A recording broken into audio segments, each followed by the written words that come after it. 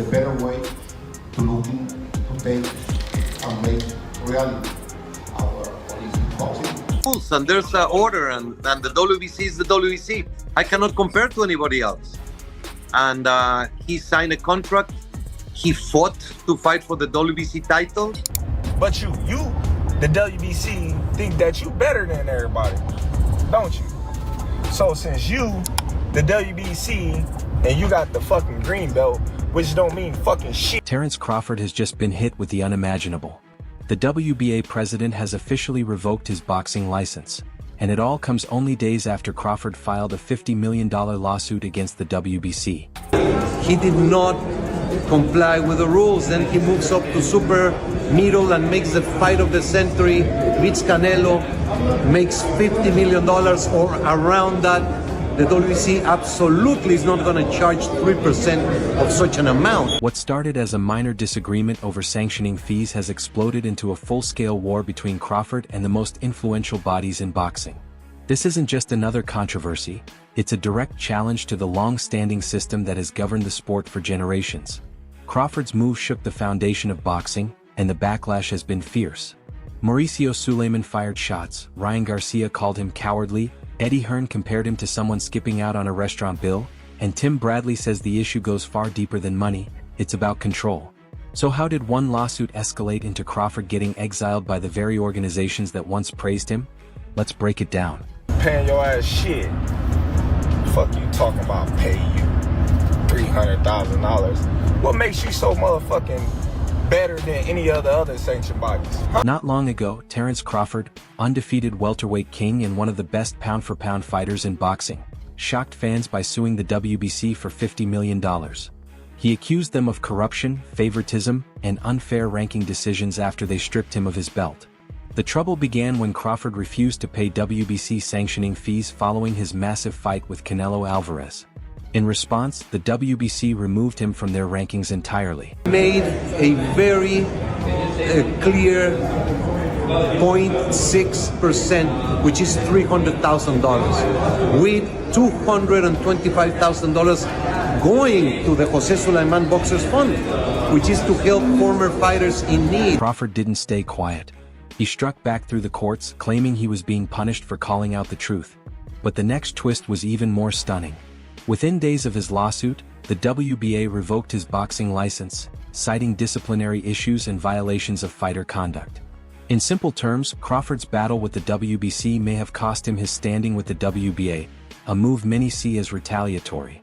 To boxing's power players, Crawford's defiance wasn't heroism, it was blasphemy. And the first to defend the establishment was WBC President Mauricio Suleiman. And there's an order, and the WBC is the WBC. I cannot compare to anybody else. And he signed a contract. He fought to fight for the WBC title. He fought to fight for the undisputed title. He knows the rules. He does not want to abide by the rules. It's okay. He can go other ways. When asked about Crawford's growing rebellion, Suleiman doubled down. There are rules and there's an order, he said. He signed a contract. He fought for the WBC title. He knows the rules. If he doesn't want to follow them, that's fine. He can go elsewhere. To Suleiman, Crawford's lawsuit wasn't about justice. It was about a fighter refusing to comply with the standards everyone else accepts. He even tried to soften the tone by saying, "We have no hard feelings." We even signed a cardboard poster for him at the convention, wishing him success. I talk to everybody. I have no hard feelings to anyone. We ended up the convention with the WBC Cares initiative. We had a very nice cardboard of champions, including Terence, and we all signed a nice cardboard signature of Terence Crawford. We're gonna send it to him, wishing him the best. If the path crosses again, perfect. Publicly, it sounded calm and diplomatic. But behind the scenes, Crawford's license was being quietly frozen. While the WBC preached respect and procedure, insiders whispered that the sanctioning bodies were working together to push Crawford out. And that's when more voices in the boxing world began chiming in, some backing Crawford, others turning their backs on him completely. Say Crawford should have talked his talk before when he needed him. He wasn't talking like this. Now that he got the money, the cash, now I don't need WC to get me an opportunity. Now I'm gonna say, yo, fuck y'all, blah blah blah. To me, that's a little cowardice, you know, on his part. But guess what? Only thing I don't agree with is why is it 330,000? That's what I don't like that amount. Rising star Ryan Garcia didn't hold back. Crawford should have said all this before, Ryan said. When he needed the WBC, he stayed quiet. Now that he's rich, he's like, I don't need them. That's cowardly. He also questioned the money. Why is it $330,000? That's the percentage. That's how it works. If you fight for their belts, you pay the fees. For Ryan, it wasn't just financial. It was about respecting the system that crowned Crawford undisputed in the first place.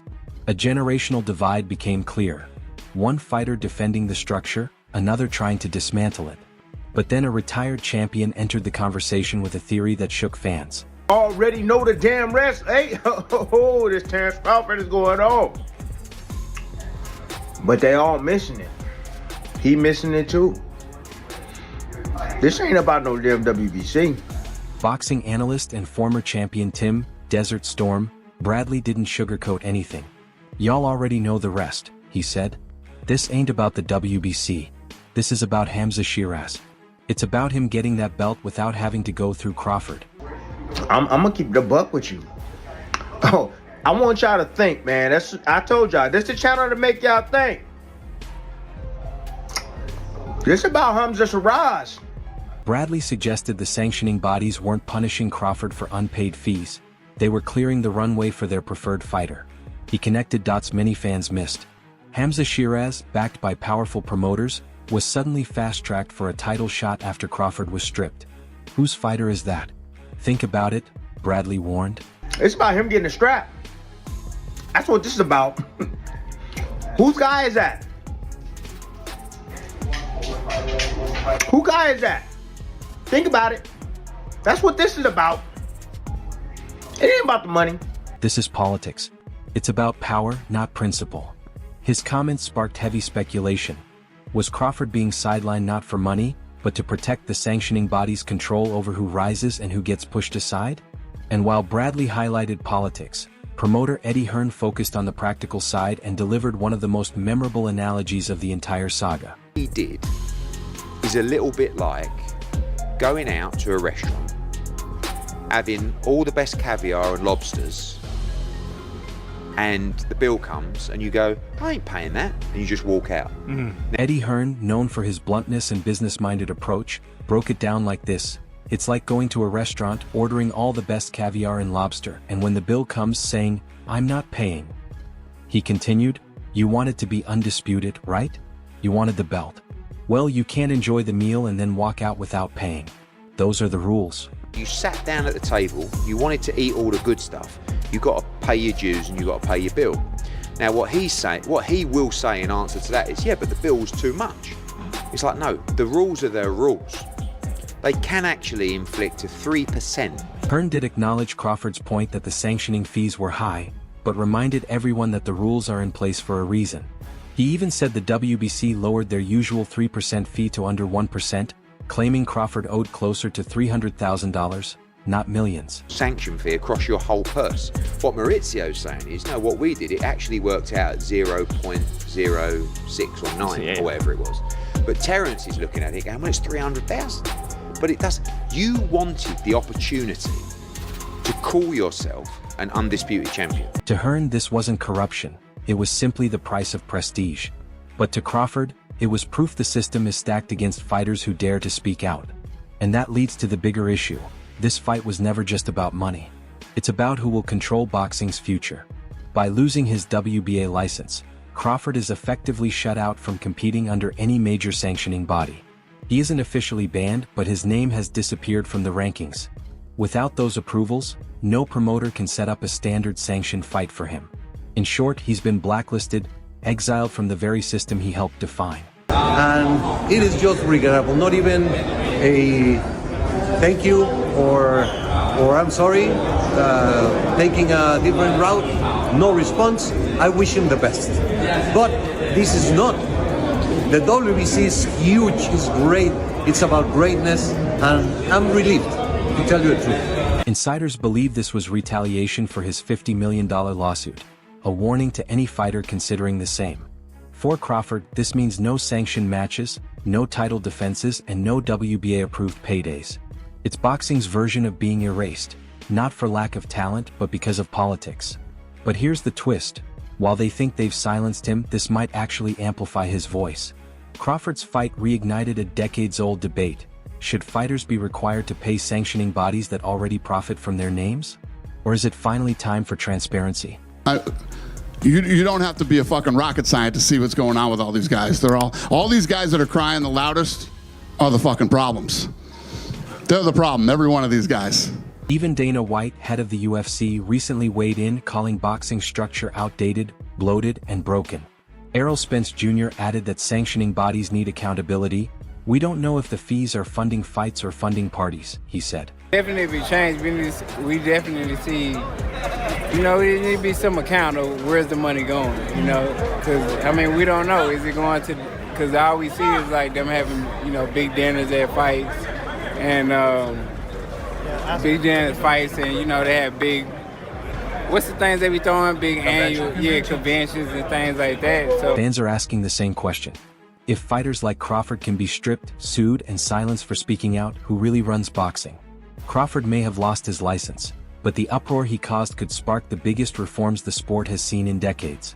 He may not be undisputed in the ring anymore, but outside of it he's fighting a much bigger battle. One for fairness, respect, and the soul of the sport. For now he stands alone, a world champion without a home. But his supporters say it clearly: they can take the belts, they can take the license, but they can't take away the truth. This fight isn't over. Fuck! You can take the fucking belt. It's a trophy anyway. The fuck am I paying you every time I step foot in the... Alright guys, for the best updates on boxing news, highlights, events, and major moments, make sure you subscribe to Knockout Updates and turn on notifications so you never miss anything. And don't forget to check out our other videos. Until next time, peace out.